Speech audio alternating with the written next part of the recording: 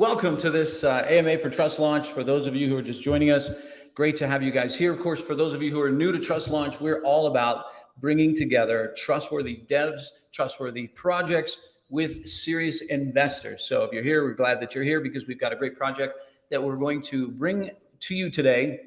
And what I really love about this project is their transparency, which again, we're all about here at Trust Launch. So thanks for joining us here.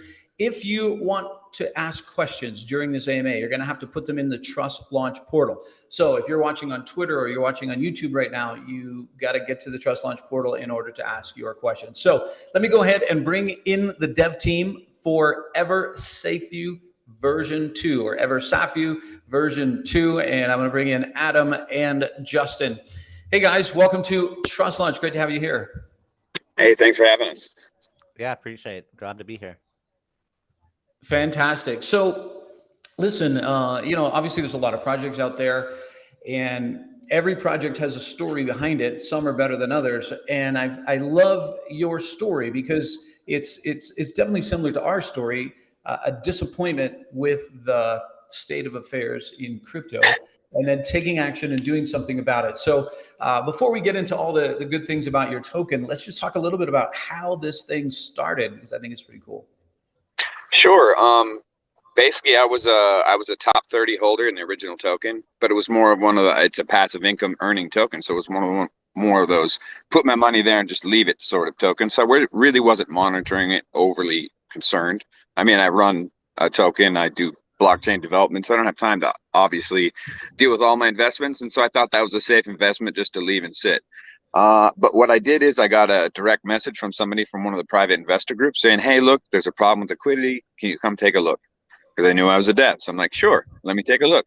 It took me about 15 minutes to figure out basically that the devs have been slow rugging the project for months. We're talking hundreds of thousands of dollars. And basically what they're doing is they're taking any new LP that's created, they break the pair every 2 days and sell it. And then any treasury money that comes in, every about 1 to 3 days, they send directly to a hot wallet. I've tracked that wallet all the way back to another wallet that has millions of dollars in it, meaning they're doing this to several other projects. So it's a professional scam team. So basically, I found all the information out. I posted it in their channels that I could. Most of them are locked. I posted it in the private investor channel. They got mad at me and kicked me out. Before they kicked me out, I said, hey, look, guys, this upsets me so much that I'm going to pro bono start off and redo the token the right way. The way it was supposed to work, because I really believed in the system they had. And so anyone who wants to join me, here's my group, come on in.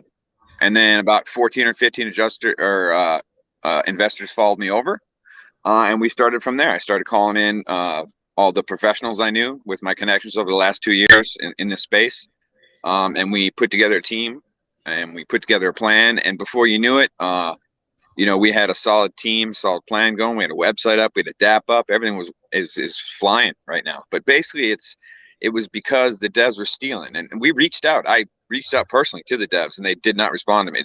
They deleted their Telegram accounts. You know what I mean? So it's not like something we're trying to steal from somebody. We're trying to give back to a community, being open, honest, and transparent, and just show you what a real dev team that's not stealing your money can do with a project, right? So I really believed in the first version. Second version, of course, I improved upon it, but the core being of that project is the same. It's just a different dev team that's honest and not stealing your money, and it's all pro bono. Nobody on the team is paid. There's no team tokens. There's no nothing. So it's just us showing you how a real token can work, open, honest, and transparently. Yeah, I love that. It just in case you missed that, for those of you who are watching, you guys were in Eversafu. You were investors in that token. We were both. Me and Justin both owned Eversafu. Yeah. Yeah, they were scamming you guys. So then you created a new token, in a sense, the same project because you love the project. Yeah. You didn't change the name though. You just put a V2 on it. So many people would think, why would you do that? Because people are going to think that you're the original project. I did that to create controversy. I did that to take that controversy so I could turn that into a conversation, and we could turn that conversation into a friendship. So I did that on purpose. I did that as a poke to the devs saying, I see you, I know what you did. I did that as a, hey, look, we are a community, we are Eversafu. We invite all ES1 holders to come on over and join us. And because I love it, I love the name, I love the the whole thing was working. I was a top 30 holder. I had a lot of money in there. You know what I mean? So I did it for multiple ways, but most of it is because that question gets asked in every AMA, that question gets asked in my chat, and we get to talk about it.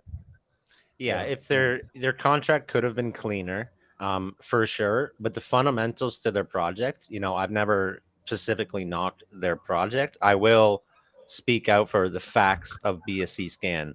That's all I'm going to Right. speak to. But fundamentally, if the devs had have been transparent, ran this properly, or just honestly, and let that LP and that treasure money be used, that project would still be flying today. And for a rebase token, it shows like the proof is there that the model works. All you have to do is have the proper team executing it honestly and openly, and it was built for success. And again, it was, the question always does come up. V2, it's so like, you guys, why don't you just completely rebrand it? No, we want this conversation. Let me and Adam always joke. There's a song with Eminem and with Eminem. Let's talk about Let's talk about it, because we don't kick anyone out of our chat. We don't ban people. We don't. I've muted one person just because he sold his whole bag, but he still keeps going on trying to get people to go lower, try to drop the price lower so he can So you get rebuy back in. I'm like, you got to stop doing that. I'm like, I'm happy you made money, but you're starting to get on my nerves here a little bit. But no, I won't ban someone for coming in and being, calling us scammers. You're just scamming off them. You're stealing from them and their hard work. And I'm like, well, you're upset at us for using their name, but you're not upset at them for taking your money. I'm like, let's have this conversation of what you should be upset about. And once we have that nice long conversation, they usually come around. Some of them don't, which is fine. I know a lot of people get married to a token. It's kind of that love-hate relationship where you're watching it drop and you just can't sell it. Because you're just like, I believe in them. They're going to do this. They're going to bring it back. I know they're saving something. Well, when you put a lot of money into a token, you get married to it, right? You've been watching. I mean, it's been around for 6 months. There's people that have been there since pre-sale, like me. So I mean, you do get married to a token, and it's hard to let that go. Even in the face of facts, it's very hard to let that go. For sure. And we'll get into the token in just a moment, but I wanted two of the reasons I wanted to have you guys on. One was your transparency. And again, that's what we're all about at Trust Launch. And secondly, was honestly a little bit of that edgy attitude of just kind of putting it back in their face and wanting to have the conversation. So I think crypto only gets better if we're having these kind of conversations and talks like that, and raising people's awareness as well, right? So let's just talk a little bit about background, just 30,000 foot view, how you got into crypto. What was your background before this? Sure, I can start. Well, I'm a retired United States Marine. I did 21 years and some change. Then I went and transferred into government contracting. I ran several multi-million-dollar contracts for a big defense contractor. I managed the whole state of Florida. Did that, like I said, about 2.5 years.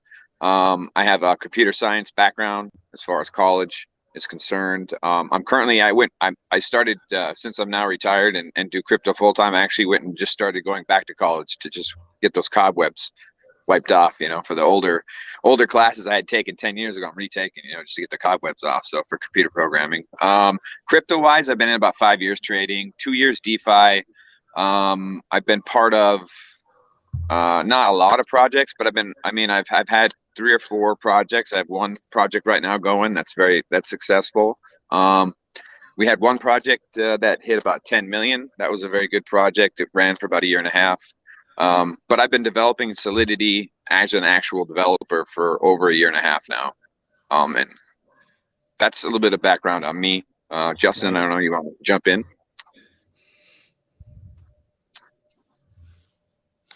I lost your sound, Justin. Oh, sorry, that was on my end. Yeah, I'm Justin Tretchell, as you can see on screen. I'm from Toronto, Ontario, Canada. Obviously, I am KYC'd and doxed. I work for Ultra Boost Solutions. We're a crypto solutions firm. So we help projects from conception to completion, anywhere they need us along the way, whether it's front-end devs, back-end devs, mods, admins, graphics design, websites, anything. We're kind of a go-to for networking. So again, I get around this space a lot. So there's a lot of people I know in this space. I was introduced with Adam, and Adam, after once I got to really know Adam, I really saw the honesty and the transparency, and that's something I build within my network of people that I work with. This would be the first project that I've ever actually put my name behind. Normally, I'm just kind of in the background where I like to stay, to avoid a lot of these issues that I can't have control over what a dev does. But I am very particular with my name being dragged through the mud. So I have been in crypto, mainstream for a long time, 5, 6 years or so, DeFi for about 2. Working with companies, we work with a lot of big companies, a lot of multi-million-dollar companies that are, running for, close to a year now, and still have long-term goals. We have a killer pay and killer wallet system coming out. So we worked with a lot of big companies. So I was super happy when Adam came to me and asked me if I would be part of his team. I was kind of flattered. I was a little hesitant to put my name behind it, but after he laid everything out and how he wanted to do it, it was right along with my goals of the only way I would put my name on a project is if there is no team tokens, if we're not paying all these mods and admins and we're paying all this money out for no reason when, those are things I think a community should be built on. I always tell projects that we work with, you're paying us X amount of dollars to bring our mods and our administrators in there. What you should be doing is promoting from within. People you see from the start in your project that are there for all your AMAs, that are there in your voice chats, that are there listening and learning. Those are the people you want to make your community managers and moderators. So we have built up those people along the way through other projects that we do give paid positions for because we do work with a lot of projects. So that's a little bit about me in the space.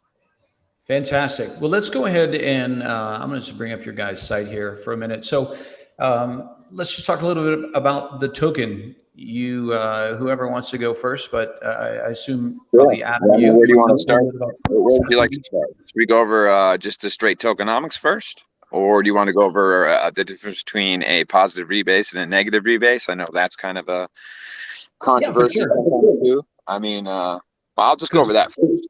Because people may not know that this is a rebase token. So it is a rebase token. That's correct. Yeah. Hopefully my volume's coming out pretty good. The Bluetooth wasn't working, so I'm on speaker. So I do apologize for that. Typically, I would be on. All right, cool. So you got a positive rebase and you got negative rebase. Typically, when people think of rebase, they think of negative rebase, and those are the ones that make the chart look all artificial, green, all the ways green, no matter if it sells or whatever. The chart's always going up, right? And that's why they start with a large amount of tokens, and then the dev just sort of moves a decimal point as he feels, okay, or whatever's programmed into the contract. And so what that does is artificially pumps that chart so that it's a green arrow all the way up. So you can totally tell that it's not real. And then what happens is you put money into it, and then your money gets smaller too. It's funny how they do that. So basically, those are more like what people think of when they think of rebase. Now, when Titano came out, that was a positive rebase. Okay, that was the start of the positive rebase sort of revolution, right? And all these other tokens are based off of basically the Titano mono. They've upgraded, added things to it, whatnot. So a positive rebase. Positive rebase starts with a small amount of tokens, okay? And then it adds to that token and like a slow release. So it gets rid of the need to have a staking pool to earn more tokens, right? You're getting that staking automatically. And that's how the positive rebase works. And so the chart looks normal. We're not artificially there's no artificial manipulation of the chart. The token works normal. It works like a normal token. It's just being slow released to you, and you're skipping the step of staking. What the other beautiful thing is with a lot of these tokens, including ours, we rebase that thing 96 times a day. So what does that give you? That gives you an auto compound on that interest as well. So not only are you getting the added tokens from the rebase, but it rebases every 15 minutes. So now you're getting auto compounding 96 times a day on top of your initial. So that's how our rebase works and how our auto staking, auto compound protocol works for our token particularly. Now it's the same in several, but that's basically the main concept behind it. So let's talk about two things. One, your APY, and then also your decision to go with some BUSD reflections rewards. Yeah. So if you look at a lot of these tokens, they have this 5% insurance fund that they talk about, right? But doing research, I ain't found anybody who's been insured by them yet. So basically what you're doing is you're giving 5% more money to the devs to put in a wallet that they control and they can do whatever they want with. So instead of that, which is what I loved about the Eversafu concept, was we use that to give dividends back to the holders. So it's not an insurance policy. I don't offer you an insurance policy. That's insanity. Who can offer insurance policy in crypto? It's ridiculous. But we give you BUSD rewards, 5% on buy, 7% on sell, based off the volume of the token, right? So you're going to get that instantly back to you through dividends in BUSD versus, oh, we promise this 5% tax that's sitting in this insurance wallet is going to be used for good use. Oh, we promise. No, this is going back to the holders live. So that's your insurance fund, right? It's the constant revenue producing token. So it's a third portion. It's like a third reward added on to the auto staking and auto compounding, basically. Nice. And you're, well, and I do love that, the fact that you're giving out USD reflection, so people feel like, hey, they're getting value regardless of where price is. As long as there's volume, they're getting. You're rewards. always going to get, yep. Let's talk about APY. What's your APY? It's roughly 383K for the year. But if you want to talk about it in terms of that make more sense to people, every 15 minutes you're going to get 0.02355% interest on your tokens you're holding. Okay, and that's shown on the DApp and on the website as well. Now, if you figure out all the compounding, APY, and do all the math, that's where you come up with that 383K number, right, through the whole year. But if you want to look at it in simpler terms, it's 0.02355% every 15 minutes for the first year. Then it adjusts down to, I believe it's 0.0023. So we've moved it a decimal point down. So the second year of interest rate will be lower. And then the third year, it gets dropped considerably even more for about a year and a half. It's down to like, hundredths of a percent. And then the final period, the final epoch period, it drops down to like 0.000002% until you hit full supply of 3.25 billion, which should take about 13 years total process, give or take. Gotcha. So you have four different, in a sense, de-escalations of the of the interest. Yes. There's 4 different time periods where it'll de-escalate the interest. The first year is the highest interest to get the token out. We also have, which, obviously produces a lot of inflation, right? It's a high interest rate, I'm not going to lie. But we have 4.5% burn, which no one else has, on all buys and sells that go direct to the dead wallet. So the more volume we get, the more that we burn. So it's kind of like a self-fulfilling prophecy, right? The dead wallet will be the biggest wallet. And by the way, the dead wallet rebases. So not only is it the biggest wallet, but it's also rebasing, which is stealing up the total supply. So the dead wallet will eventually wind up being a massive, massive wallet in Eversafu, and it will keep rebasing, and your tokens will become rarer and rarer, and eventually this will, like a butterfly, turn into a hyper-deflationary token.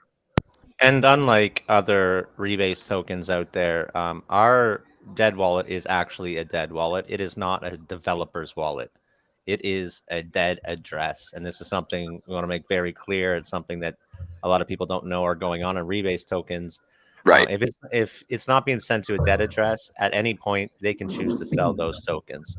So it's not really a fire pit, dude.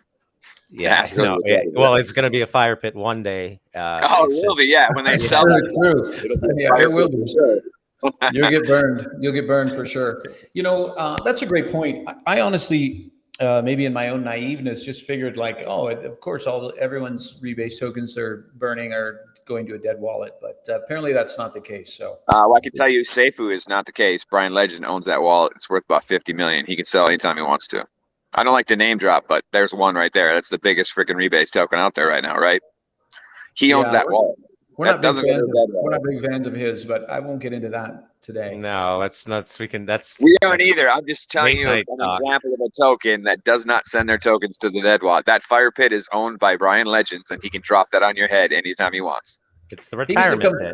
He used to come troll our group and show up on my AMAs when I was doing them. But anyways, I'm not getting into that.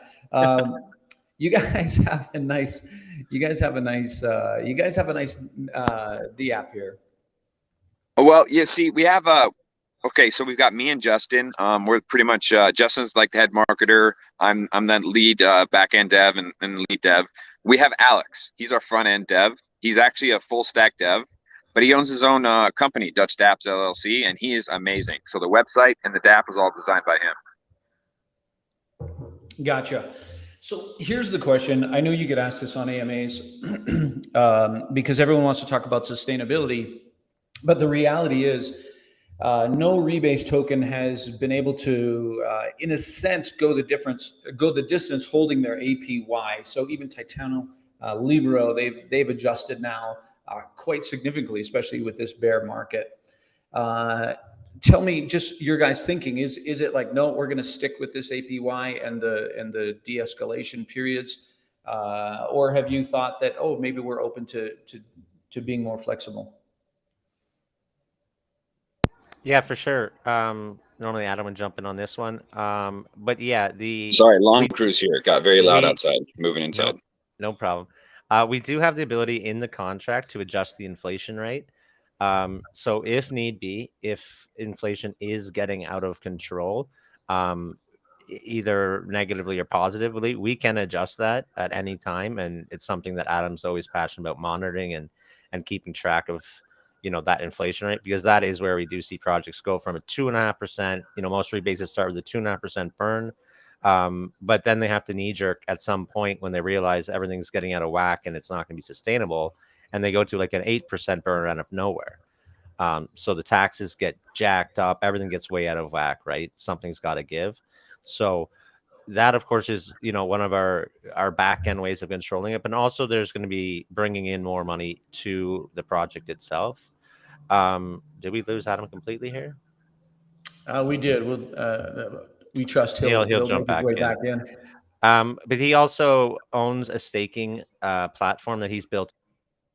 And he has built out many NFT sets. So as promised, he's going to deliver that to the community. So those funds raised from there are going to be feeding back into the project for sustainability as well. Our treasury wallet is a multi-use wallet. There is that only one wallet that we have access to spend funds on. So money coming back into that wallet can be used for buybacks and burns, can be used for injections into whatever we really need.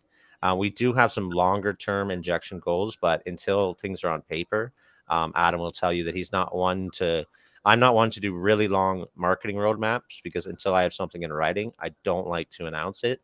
And Adam's the same way with his roadmaps. He likes to keep them short with things he can deliver, and he knows he can deliver them on that date. So we always want to keep new things coming. And obviously we understand we need to bring more money into the project, whether it's via marketing and new investors, ideally. But also we need to look at outside source revenue. So there is some, unique creative things that we have that we're going to implement on this project coming down the road in the next, we'll try to stagger things out. We don't want to drop everything at once. So we'll stagger some things out, and in the best order we think of, once we know that'll bring in a good revenue generation, we might say for a little bit later, like the NFTs, I don't know, Adam, if you want to talk about that, but it'd probably be a couple of weeks on that whenever. I'm just letting you talk. Okay, go ahead. You can take over. Okay, so the NFTs, like bringing in the extra utility, it's very important. You can't just sustain your token. We understand you can't just sustain your token off your holders. Okay, you need to have a way to bring in some sort of external funds or some sort of external utilities on top of, obviously the token provides you with 3 built-in utilities, but you have to bring in those external utilities and collaborations and stuff like that. So as Justin was saying, I already have an NFT staking platform with one of my other projects. So when I say I can give you an NFT set that's staked and that'll give you rewards, I mean it. It's going to happen. Yeah, like my roadmaps, they're very short. I don't like to put things on I can't. I under promise and over deliver. That's my thing, right? So if I don't have it all worked out, it's not going to go on the roadmap. I may hint at it in a voice chat or something somewhere, but it's not going on the roadmap until I have the full plan in place. I've done the research. I know I can provide it. Then it goes on the roadmap. But the staking is going to be really cool. That one's actually pretty awesome. Right now I'm working on trying to get the right designs for the NFTs. but yeah, there'll be NFTs. They'll have rarity pages, all that stuff. There'll be you can get a cool avatar out of it. There's a lot of stuff going into it, but basically the point of it is that they'll have utility. So you'll be able to stake them in ES2 by staking those NFTs. And we've been approached. So I think that's your mic, Adam. It's echoing a little bit there, but we've also been approached already. We're very young. I think we're maybe 10 days in at most. But we've already been approached by people in this space. Again, we're fairly well connected in the DeFi space, so we've been approached by already for partnerships and proposals. But there are things we're not really considering just yet.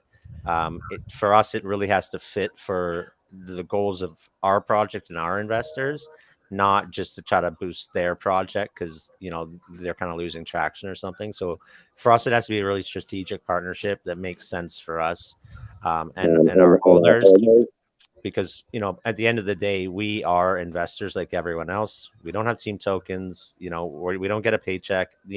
All the admins, the guys that work for us, besides it, like we pay our social media managers and pay for our marketing, and we have Ultra Boost Solutions hired on to take care of a lot of our marketing scheduling and use their connections. So we've reached out for help on those aspects, but other than that, we're just investors working for our bags. So we want to make sure we're protecting ourselves when it comes to partnerships and things like that going forward. The ROI is very important to us. What's our return on investment? Because we are investors, and we know that a lot of teams. Well, I mean, I'm sure there's a lot of good teams out there. I keep saying teams don't do it, but there's a lot of good dev teams out there that do take ROI into consideration. But there are a lot of other teams that don't. But as investors, it's very important for us to take that return on investment seriously, because that's our money too, right? We're investors, so we understand that. If we throw 20K at a banner on a billboard or whatever, and it doesn't do anything, what's the return on investment on that, right? So we look at things very, very closely, and having Justin on the team helps a lot too, as this is what he does for a living. Getting that ROI back for our community, that's what we're really interested in. Yeah, if you it's easy to waste a lot of money in marketing if you're not measuring, and I think a lot of teams don't. They just either don't understand it or don't know how. I love, by the way, what you're saying about your roadmaps, because I've seen so many roadmaps. I'd like to see a statistic on this, but I've seen so many roadmaps that are like, I mean, it's like you look at that and you're like, there's no way that's happening. Like, they're going to build a new company that's launching rockets, and you're like, there's no way in God's green earth you're doing that. But people just, dev teams throw in all these things. Well, I think to give the appearance that they've got vision. But if you've been in business any length of time, then you'll understand that hey, dilution is what kills you, right? If you're trying to just do too many things, you're going to do nothing. So I like the fact that you guys are keeping it simple, and you don't have to know the 5-year plan. Who can know a 5-year plan in crypto? No one. Right. I mean, nobody has a 5-year plan in crypto. It doesn't exist. You have to have short-term goal. It's good to have long-term goals. First of all, we're not saying we don't have those, but it's good to focus on the short-term goals, and then that's what you praise and that's what you release, your short-term goals. You don't necessarily have to tell everybody your 5-year plan, your 3-year plan, your 1-year plan. What they want to know is what's coming, what you can provide, and how fast can you provide it. So you focus on those short-term goals. You don't split up your resources. You complete each one of those short-term goals, and that's what leads you to your long-term goal. Absolutely. So let's talk a little bit about, there's a lot of great projects out there for sure, but it doesn't necessarily mean there's a lot of great dev teams running those projects. You guys have prioritized a bunch of different things to create more trust, right? And we know trust is at an all-time low, especially in crypto. But other than this, like you guys being transparent, coming on fully doxed, let's some of the other things you guys are doing to help investors feel safe in. You want to take that, Adam? I mean, you can take it. You're good at that, explaining that one. Of course. Well, our LP was only originally locked for 30 days, which I know scares a lot of investors. I know it scared some investors even during our pre-sale, which did sell out in 13 minutes anyway. But we did it because a lot of times I think devs don't look at the long term and how things can get messed up. So now that we know, like we did have some hiccups right off the start. So that we did get a little bit nervous right off the start, but quickly with, with all the devs we know in this space, it was resolved, within the hour or two, and everything was back up running smoothly. So the LP is going to be continuously relocked longer and longer. So that's never a concern there. We are both KYC'd and doxed, open in this space. I don't know. I had something else I wanted to mention. Transparency. We live post all funds coming out of our dev wallet on the website. I have a Excel spreadsheet that I update. So anytime I send out money, for instance, for an AMA or for a prize, I will put it on the spreadsheet, tell you what it was used for, who it went to, give you the transaction hash if you are BSC scan savvy. Not everyone is. That's why I'm posting it on this spreadsheet. So our dev wallet, or basically our treasury wallet, we call it, which is our multi-use wallet that we use to manage this token with. Every transaction in and out is logged on that website, or on our website on that spreadsheet. So the average investor who doesn't understand BSC scan or whatever, or even somebody new to crypto, can come and see where their funds that they've invested in are being spent. Everything. It's all up in the open. Yeah, I love that. I think that's so important to provide that. Obviously, yeah, like you said, savvy people can go and check out BSC scan, but they can't necessarily know like what it's going to or who it's going to, or if you're paying your mods or whatever. So, hey, kudos to you guys for doing that. Again, I love the fact that you guys are doing that with your project. When you think about potential challenges ahead for you guys, when you have those discussions, what do you think they are?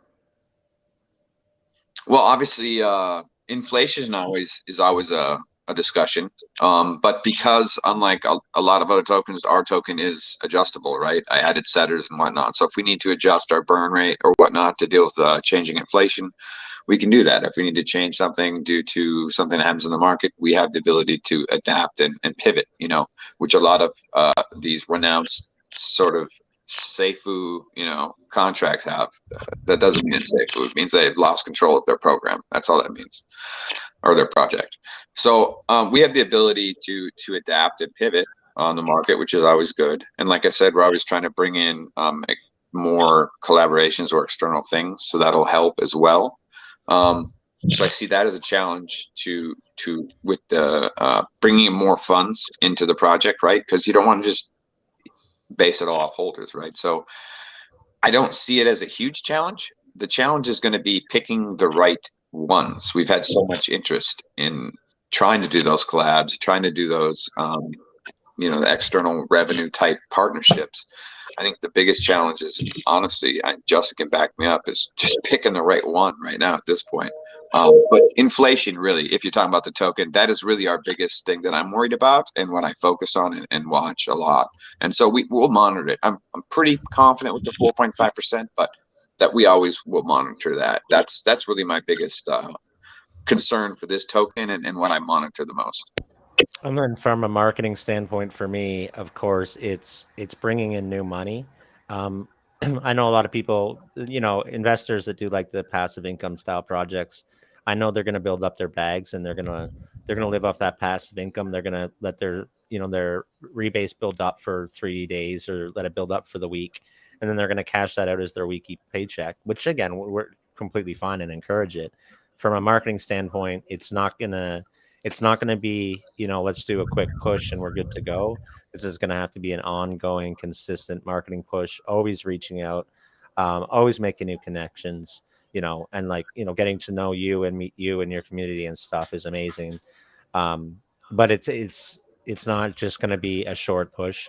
I have my weekly marketing schedule up right now for the community to see, so they can see where and when we're going.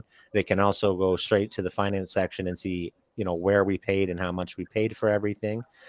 So you're seeing exactly how it's going. And if they want to track the ROI themselves, it's something that we plan on adding, is showing a return on investment feature. So we can show, for this 20 BNB we spent on, these 2 weeks of this for marketing, we brought in 85 BNB or, whatever the numbers are. So showing that transparency. But from a marketing standpoint, it's definitely going to be trying to keep the volume coming in. The token itself is naturally built to generate volume. People buying and selling, waiting for those entry points. I think yesterday was the first time we've seen a nice good candle, a red candle, for people to jump in on. But we were getting a lot of complaints from people, like, why aren't people selling? I don't know. Like, you can. I'm telling you, it works. It's not honeypot. Like, we don't have the ability in our contract to do that. But you do see people taking profits along the way up there. But I'm just like, people aren't selling again. They're liking the idea of building up. And personally myself, again, I'm an investor in this project. I've already made over 1/10 of my income of my original investment back already, and it's been 10 days, and I've already made 1/10 of my investment back. So 100 days, I'm already sitting free and clear. And if I keep reinvesting my BUSD back into it, which I keep doing personally, that's a choice everyone else makes himself. But if I just let that build up, 100 days, I would be sitting there with my bag, completely no. I'm losing the word there, but my money's been covered. Already paid for. Yeah, my principal's been covered. So I've got my OG investment out. I'm safe. So now I'm playing on house money. So that risk level to the investor drops a lot lower. They feel a lot more comfortable. I feel that when people are right now, especially, people are just so panicky in this market that they're going to get dumped on. Even good projects that raise big money with whitelists, they're trying vesting schedules. They're trying, do at least 50% on day one. There was a project that we were working with. They wanted to do 50% at 15 days and the other 15% 15 days later. And I'm like, well, the huge inherent risk with this is that on day 14, everyone that bought the fair launch is going to dump, because they know that tomorrow everyone's getting their tokens released from the pre-sales and private sales. So then you get those guys dumping because it's already dumping. Now they're scared that this is the end of the token. So even then, if they push marketing, get it right back up, 14 days later, we're going to repeat the same process. Those investors are going to dump again before those vested guys get their money back. So it's one of those things we like to, and Adam especially, this is one of the things that I loved about when I met him, is I don't believe in locking up someone's money. I don't think we don't control your money. No one pushes buy or sell, but we don't give you financial advice. But I don't think we should ever have control over your money by the ability to lock you up.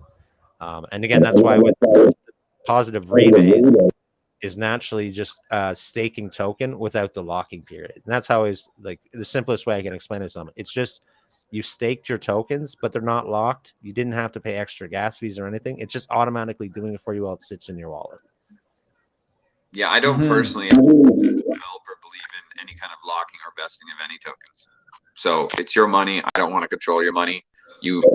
Gotcha. I'm an investment expert. Yeah. I'm not saying I am. It's your money. Do what you want with it. So I don't lock or vest anybody's tokens. I don't do whitelists. I don't do any of that kind of stuff.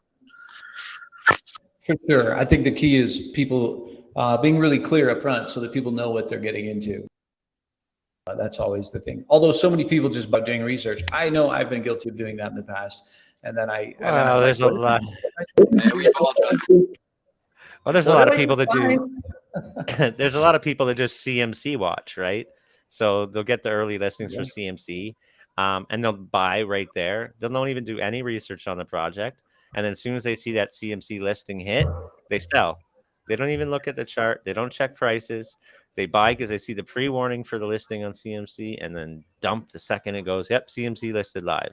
And it's their strategy, and to me, it's crazy because you can throw 100 wild pitches, but you got to hit one strike that's going to cover all those 100 losses. It's true. So a bunch of questions coming in, and tell me which road you want to go down first. One's about marketing, one's about your team. Let's go team first.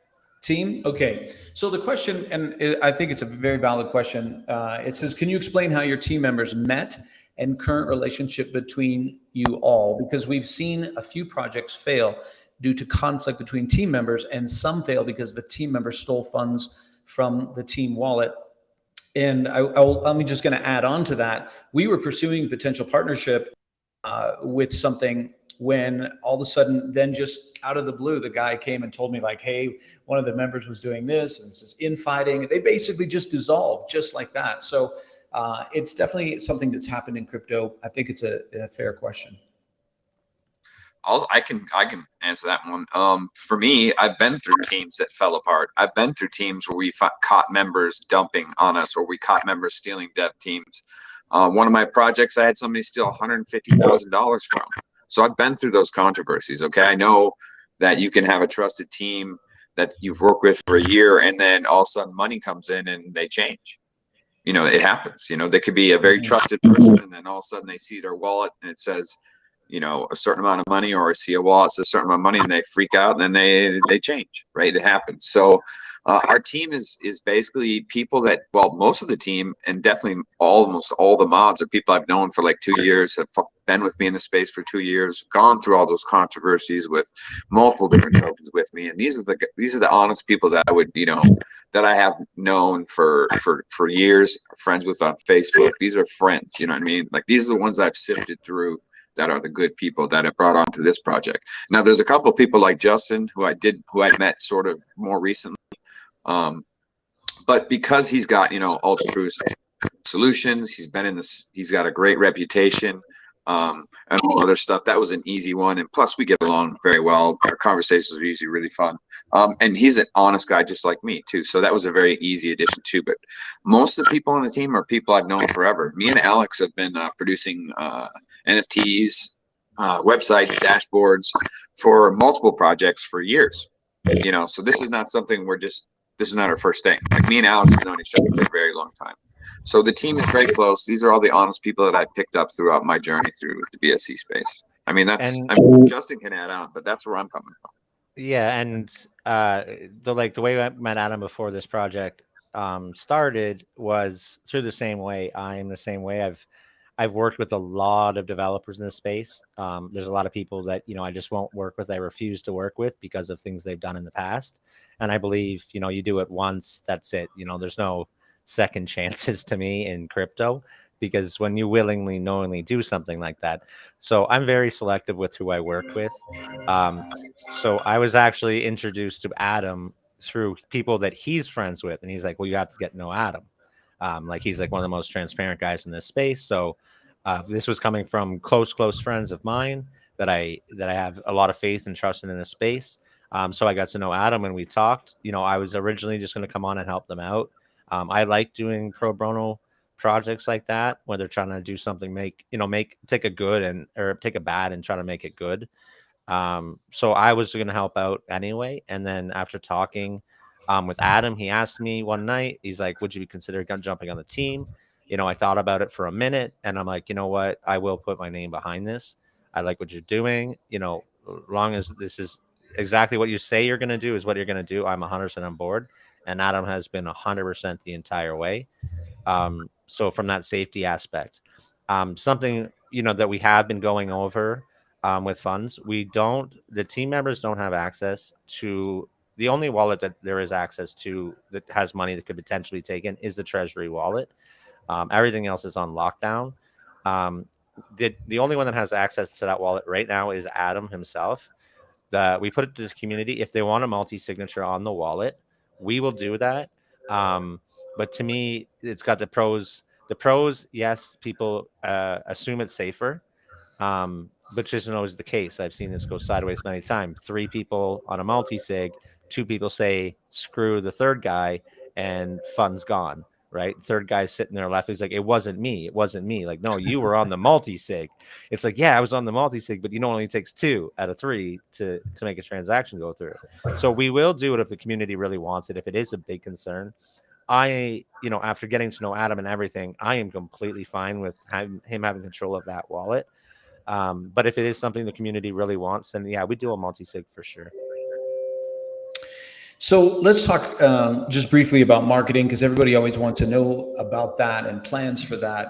What have you guys, because you've already launched and you're already, days in, what are you finding is been the most effective for you right now from a marketing perspective? And what do you plan to keep doing or do more of? I think what's been the most effective for us is kind of grassroots marketing. Working in the space that I do, doing a lot of marketing for a lot of companies. A lot of them have a lot bigger budgets than others. Some of them I work for do $4 or $5 million in pre-sale raises before the tokens even launch. So, they want all these big lounges for exposure, which it doesn't work in our situation. I don't think it really works in their situation either. But there's like two aspects you can come at it from. You can come at it from, if you're doing a whitelist or a pre-sale, then yes, I get doing the big hype, get a good private sale fund going. Like I would prefer the devs fund it themselves, but you would have to do a nice private sale, and then you got to hit up those big lounges, give away whitelist spots. The problem with those projects, it leads to that initial dump, right? And now you're in combat mode of how to prevent that. With our project, it was kind of the opposite. Our pre-sale, we did a lot of grassroots marketing for. We didn't spend a lot of money. We just kind of went around to, the people we know in the space, all the lounges. Like I'm probably in, 100 lounges. So we went around and asked them, like, hey, we got an idea. Like, can we come in and talk about it? And everyone's been more than happy. Like, yeah, no, we want to hear about it. Come and talk to our community. And I find the smaller communities have the more serious investors versus these larger groups that are, let's be honest, they're botted. They'll be like, holy crap, they got 300 people in their VC. I'm like, yeah, well, they're bots. And, I've gotten in arguments. So like, there's no bots. I'm like, well, this guy in your VC right now says he was on yesterday, but somehow he's in your VC today. Like, I don't know how this is possible. So I find the smaller things work really well.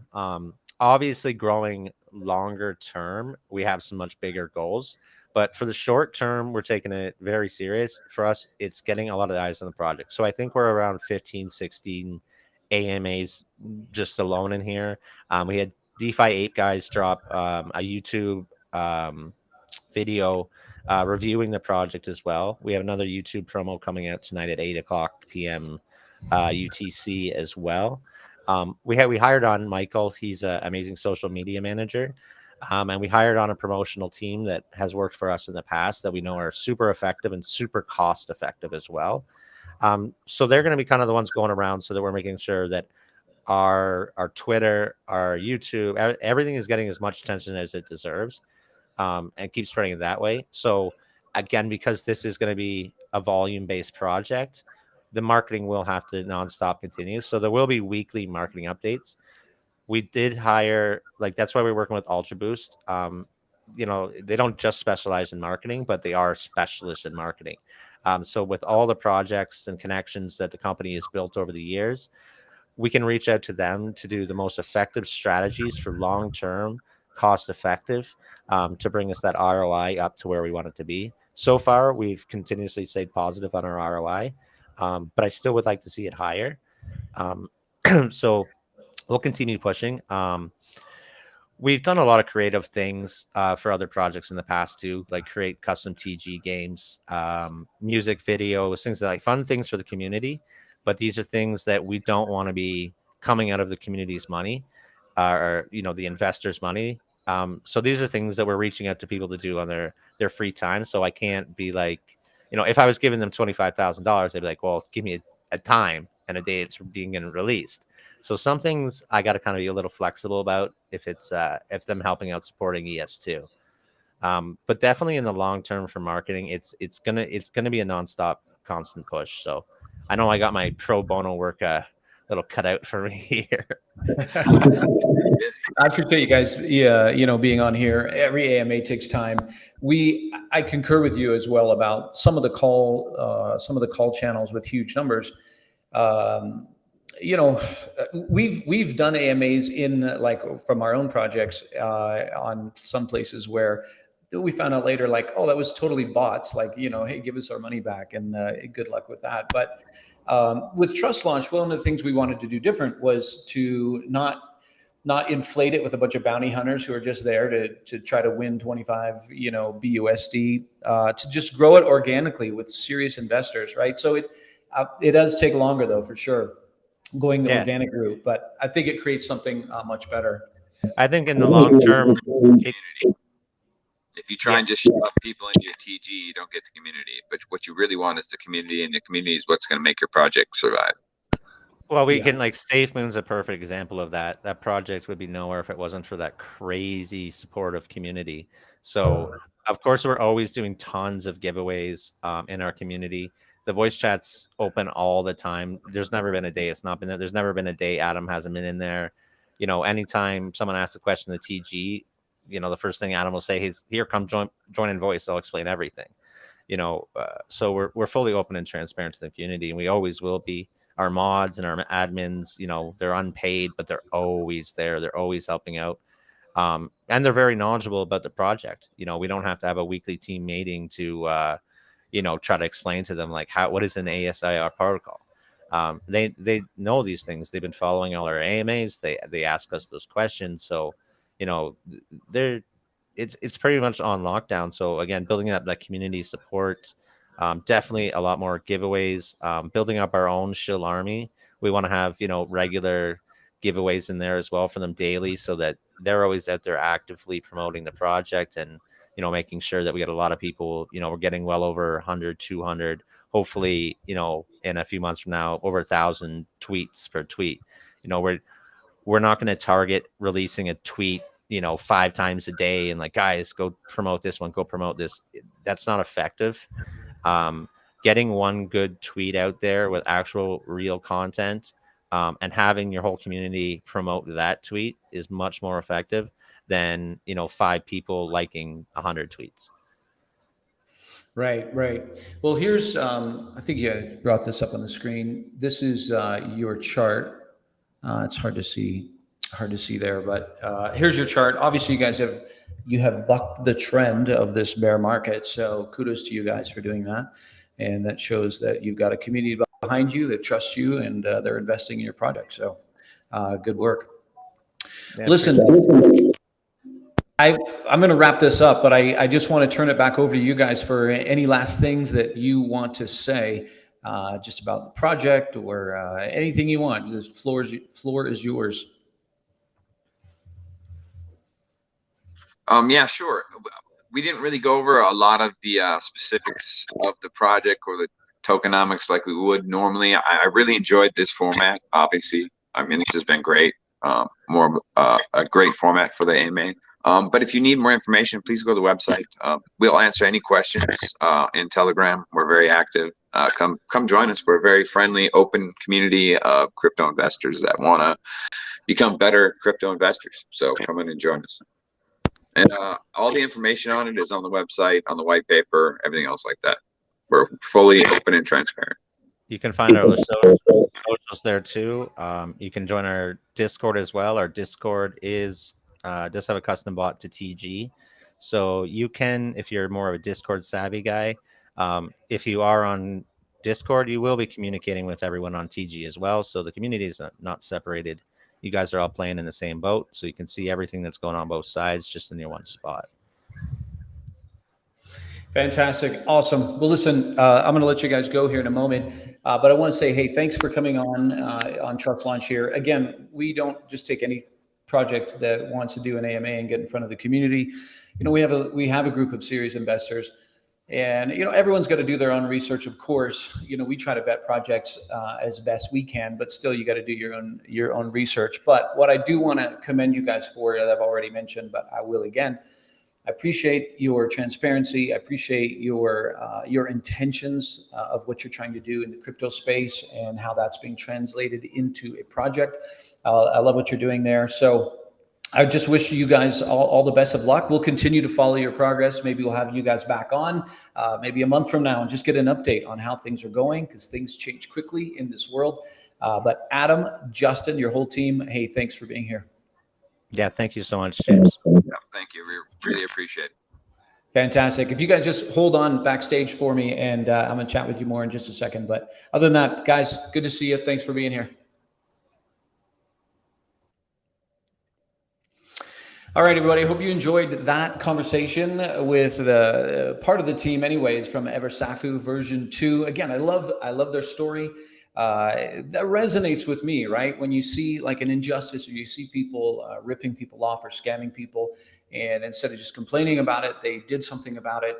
And because of that, people have jumped on and, are investing. And so that's such a key thing. You can have the best project in the world, but if you don't have a trustworthy dev team behind it that are really giving it their all, and you feel like you can trust them, then man, you're really gambling with your money. So anyways, great to have them here again. Stay tuned for another AMA that's happening on Monday. We'll leave all the details below, probably sometime this weekend. But for when it comes to Eversafu version 2, we'll put all the links in the Trust Launch channel, and you can find more information about them there. All right.